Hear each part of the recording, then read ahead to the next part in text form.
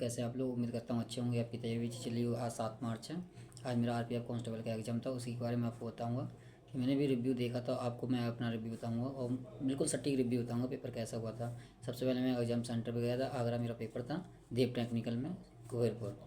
तो सबसे पहले मैं गया, एंट्री हुई। उसके बाद मेरा जो एग्ज़ाम था उसमें जो बायोमेट्रिक होती है उससे पहले थोड़ा टेक्निकल इशू हुआ था, जिससे हमारी शिफ्ट का पेपर समथिंग आध घंटे लेट हुआ था।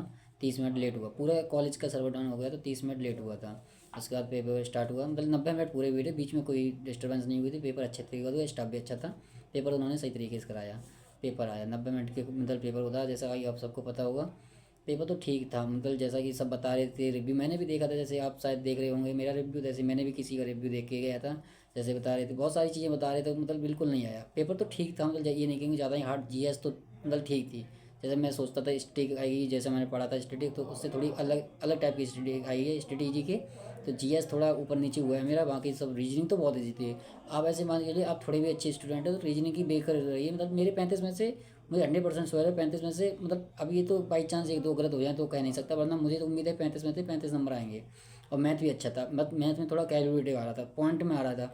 मतलब जैसे एवरेज के सवाल होते हैं ना, तो एवरेज में पॉइंट के बहुत ही आप देख रहे होगे, एवरेज में बहुत ही मुश्किल है कोई पॉइंट में आपको देखने मिले। एवरेज में भी चैप्टर में से पॉइंट में दे रहे थे, तो थोड़ा कैलकुलेटिव था।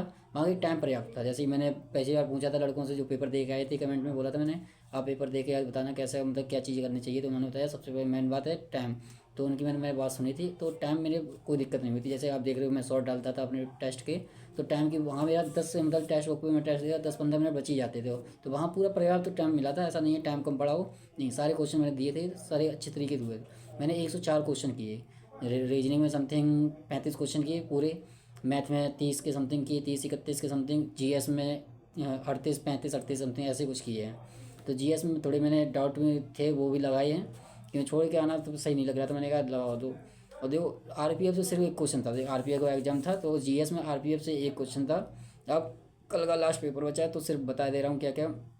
ऐसे मानो दिल्ली में भी कोई बैठक हुई थी, उससे रिलेटेड सिर्फ एक क्वेश्चन था आरपीएफ में। और करंट 2024 की पूछ रहा है। आप जितना हो सके, आपके पास कल लास्ट दिन है तो आप जितना पढ़ सको करंट पढ़ लेना। करंट से पूछ रहा है, और वो भी 2024 की करंट पूछ रहा है, ये नहीं पुरानी पूछ रहा है, नहीं 2024 की पूछ रहा है।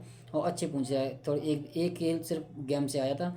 5 ईयर प्लान से कोई सवाल नहीं था, जनगणना से कोई भी सवाल नहीं था मेरे में। लोग बता रहे जनगणना से 4 से 5 सवाल आ रहे हैं, मेरे में एक भी नहीं था। मैंने कल रात को ही सारे क्वेश्चन मतलब एक बार रिवाइज किए थे। पंचवर्षीय योजना भी तैयार की थी और जनगणना भी तैयार की थी 2011 वाली। कोई किसी भी दोनों चीज़ों में से कोई एक भी क्वेश्चन नहीं देखने को मिला। हाँ, बैंक से आप तैयार करना चाहो तो कहीं से बैंक के क्वेश्चन पढ़ लो। बैंक से मेरे में 4 क्वेश्चन थे, मतलब कौन से बैंक, मतलब किस बैंक ने कौन सा अवार्ड मिला अभी 2024 में, कौन सा अवार्ड मिला किस बैंक को, कौन सी बैंक है इसमें स्थापना हुई थी, ऐसे करके 4 क्वेश्चन थे बैंक से रिलेटेड। तो पढ़ लो। एक सिंधु सभ्यता से मेरा में एक क्वेश्चन था। तो मतलब आप ज़्यादा हैवी, मतलब करंट 2024 पढ़ो, पुरानी मत पढ़ना। 2024 की मेरे में आई है वो पढ़ना। और मैथ मैथ कैलकुलेटिव आ रहा है भाई, पॉइंटों में आंसर जा रहे थे, मतलब बहुत ही। और कुछ क्वेश्चन तो ऐसे थे मैथ में जो देख के ही ऑप्शन मतलब हो जा रहे थे, जिसमें मतलब आपको पेन उठाने की जरूरत ही नहीं है, देख के भी हो रहा है। मैथ में की बात कर रहा हूँ मैं। मैथ में कुछ 3 से 4 क्वेश्चन ऐसे थे जो देख के ही आपको पढ़ रहा है, आपने पढ़े हैं तो। ये मैंने टेस्ट वो दिए थे, कुछ क्वेश्चन तो एक दो क्वेश्चन तो मुझे सेम मिले। मैंने जी तो क्वेश्चन तो उसमें करने की जरूरत ही नहीं पड़ी, बाकी तो पॉइंटों में आंसर आते थे। सच बता रहा हूँ, थोड़ा मैं वैसे भी आप जानते होगे तो मेरा मैथ थोड़ा कमज़ोर है, तो फिर भी इतना ठीक था। अब मुझे समझ में आ गया सिर्फ मैथ ही मैथ करना, बाकी तो कोई बात नहीं। मैथ मेरा थोड़ा मतलब कम कर पाया, और थोड़े 3 से 4 क्वेश्चन मैंने पॉइंट पूरा सॉल्व नहीं किया, सिर्फ पॉइंट के लास्ट ला के मैंने कहा। बस ये आपको मैं बताऊंगा, देखो एवरेज के कैसे आ रहे हैं। जैसे अपने लोग मेरे टेस्ट बुक के ज़्यादातर मैंने टेस्ट लगाए थे, तो उसमें सीधी सीधी मतलब पूरी वैल्यू दे दी, लेकिन वहाँ पे एक या दो क्वेश्चन ही ऐसे थे जिसमें पूरी वैल्यू, बाकी सब में पॉइंट के आंसर थे और पॉइंट में ही सवाल भी थे।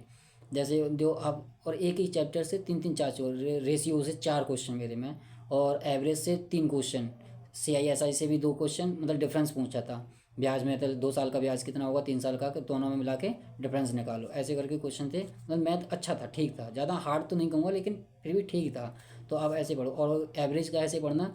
जैसे कोई मतलब आपको मैं एक क्वेश्चन बता रहा हूँ, ऐसे इस टाइप के मतलब 3 क्वेश्चन थे। जैसे 52 रुपये की चीनी है, 55 रुपये की चीनी है, और उसे दोनों को किस रेशियो में मिलाना चाहिए, जैसे 55% रेशियो, मतलब चीनी 55 रुपये, कुछ पैसे चीनी मिल जाए और 10% की प्रॉफिट हो जाए। इस तरह के क्वेश्चन, मतलब एग्जैक्ट नहीं, इस तरीके के क्वेश्चन आ रहे। 10% प्रॉफिट ही करेगा, उसमें प्रॉफिट और जोड़ो, फिर बताओ उसमें रेशियो कितना बन रहा है जाके, ऐसे आ रहे थे 4 क्वेश्चन इस टाइप के थे।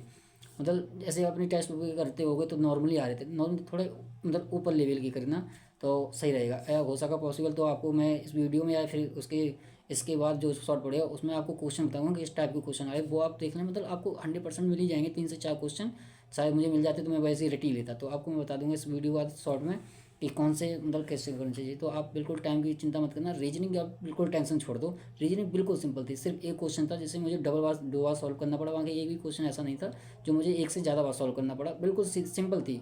35 में से आप 35 ला सकते हो 100%। और ज़रूरी नहीं मेरी शिफ्ट में इजी आई तो आपकी में आ सकती है, वरना आप आराम से पेपर करना। पेपर अच्छा आ रहा है, मतलब ये भी नहीं हलवा पेपर हो, अच्छा पेपर है, ठीक है। जीएस ही बस है जो प्रॉब्लम करेगी, और जीएस ऐसी नहीं। स्टडी जी को मुझे जो इजी लगती थी, हाँ ठीक है कर लेता हूँ मैं, लेकिन इसमें थोड़ी गड़बड़ हुई। बाकी सब ठीक है, कोई दिक्कत नहीं है। आप आराम से पेपर देना, समय पे पहुँचना। आज मेरा दोस्त जिसकी सेकंड शिफ्ट में पेपर था, उसका पेपर छूट गया है, सिर्फ 10 मिनट लेट पहुँचा था, जहाँ मैं फंस गया। इसलिए मैं आपसे कहूँगा या तो जल्दी पहुँचो, वरना आधे घंटे पहले आप सेंटर पे पहुँच जाना तो अच्छा रहेगा। बाकी मिलते हैं नेक्स्ट वीडियो में। तब तक आप कमेंट करके बताना कि इस वीडियो में मतलब क्या आपको पूछना है, तो मैं पूरी कोशिश करूँगा आपका जवाब देने की। मिलते हैं नेक्स्ट वीडियो में, तब तक के लिए जय हिंद दोस्तों।